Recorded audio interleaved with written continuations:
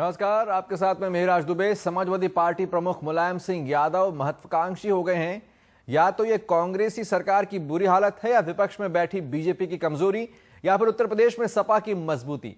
मुलायम सिंह को लगता है कि 2014 में ना तो कांग्रेस और ना ही बीजेपी सरकार बनाएगी और ना ही उनका कोई प्रधानमंत्री होगा। और यही वजह है कि मुलायम अब कड़ी उम्मीद कर रहे हैं कि 2014 में सरकार की चाबी उनके हाथ में आ सकती है।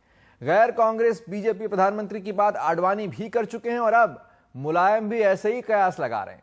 तो इसलिए सवाल यह कि क्या तीसरे मोर्चे का पीएम ये क्या मुलायम सिंह का सपना है या राजनीतिक मोल भाव की तैयारी है? अपना वजन बढ़ा रहे हैं ताकि यूपीए एनडीए दोनों तैयार हो जाएं उनका वजन इस्तेमाल करने के लिए 2014 में, क्योंकि स्थिति कुछ भी हो सकती है। थर्ड फ्रंट बनना चाहिए, उसमें क्या बात है? अपने पिता की बात को आगे बढ़ाते अखिलेश यादव। समाजवादी पार्टी के अध्यक्ष मुलायम सिंह यादव का कहना है कि 2014 चुनाव में तीसरे मोर्चे की सरकार बनेगी और कांग्रेस या बीजेपी को बहुमत नहीं मिलेगा। मुलायम के इस दावे पर बीजेपी सबसे कठोर नजर आ रही है। मुलायम सिंह जी ने कहा है कि थर्ड फ्रंट की ही सरकार बनेगी। हम उतने ही जोर से कह रहे हैं कि अगले चुनाव के बाद एनडीए की ही सरकार बनेगी और थर्ड फ्रंट के सरकार की दूर दूर तक कोई गुंजाइश हम नहीं देखते हैं। मुलायम ये भी हिसाब लगा रहे हैं कि समाजवादी पार्टी को लोकसभा चुनाव में 60 सीटें मिल जाती हैं तो तीसरे मोर्चे की सरकार सपा के नेतृत्व में भी बन सकती है। उन्होंने अपने पार्टी कार्यकर्ताओं को चुनाव के लिए तैयार रहने को भी कहा है। मुलायम सिंह जी ने बहुत सही बात कही है और सही मौके पर कही है। अब ये पार्टी के कार्यकर्ताओं के ऊपर निर्भर है कि बहुत कड़ा परिश्रम करके मुलायम सिंह के नेतृत्व में उत्तर प्रदेश से 60 सीटें समाजवादी पार्टी को जिताएं।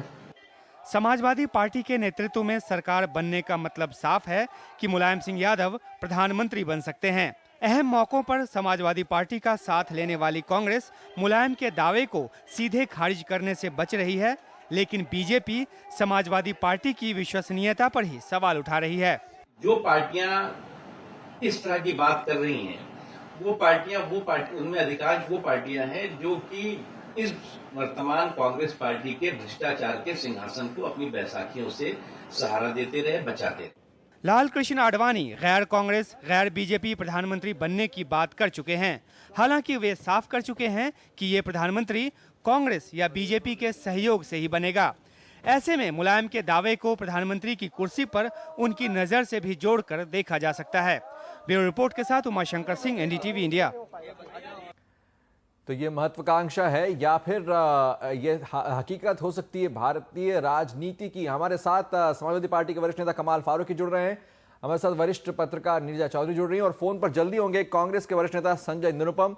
सबसे पहले फारूकी साहब, आपसे समझना चाहेंगे कि ये मोल भाव करने की रणनीति है समाजवादी पार्टी की, या वाकई आपको लग रहा है कि ये 20-21 से आप 60 पर पहुंच जाएंगे 2014 तक?